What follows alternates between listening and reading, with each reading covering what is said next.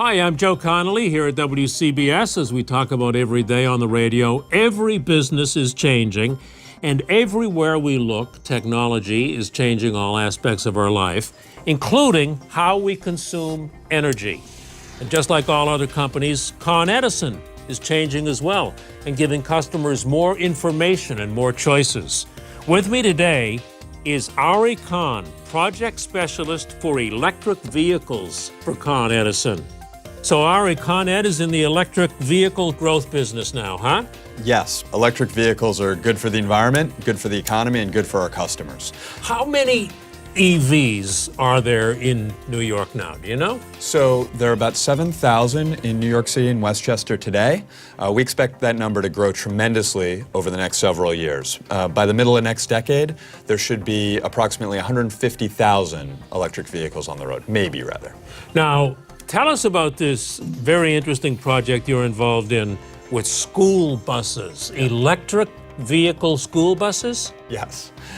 So we're doing a partnership with the White Plains School District.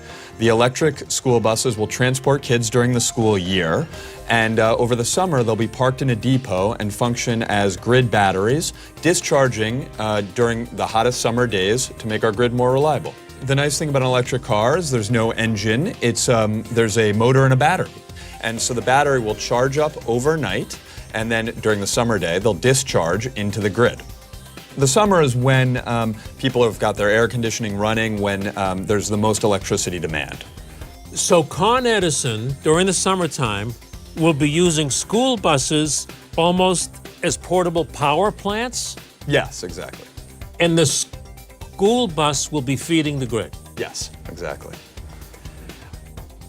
Do the school buses have to drive around to recharge? A hybrid bus would operate that way, but an electric-only school bus gets its power by charging from the grid. So what will happen is they get plugged in, they charge overnight, the buses charge overnight, and then during the school year, they use that energy to pick up kids and drop them off at school. And then during the summer, they will use that energy to discharge back into the grid when everybody's got their air conditioning on and is using power. So school buses across the whole country could become power plants if what Con Edison is doing works out. So this is absolutely a nation-leading test. There have been very few implementations of school bus vehicle to grid, and certainly this is the first one in the region. And we think this will work really well for the New York area.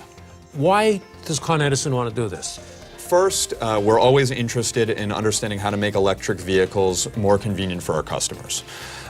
Secondly, there are over 7,000 school buses in the New York City area and more in Westchester, and those buses are underutilized during the summer. So there's a real opportunity to have them, if this is successful, reduce the amount of fossil fuel generation and make our grid even more reliable. So, in a way, the students are now going to be able to go to the bus for a lesson. Con Edison does a lot of work with schools about energy and the environment, and so in a sense, this is a traveling classroom. My son, who's 3, is very, very excited to test ride the electric school bus. And there's a real environmental lesson to be had. Electric cars are on average 75% cleaner than a regular car on Con Edison's grid. So if New York was able to electrify its school buses, you'd eliminate almost 185,000 tons of CO2 a year. So that's a lot of environmental benefit. What do you hear from people who have switched to EVs? Customer satisfaction for electric car owners is very high. And some of the things that people are very concerned about when they initially get an electric car turn out not to be issues. And the side benefits, like not having to go to gas stations and having a very quiet ride with very quick pickup, which is nice in a city like New York with stop-and-go traffic, become very satisfying.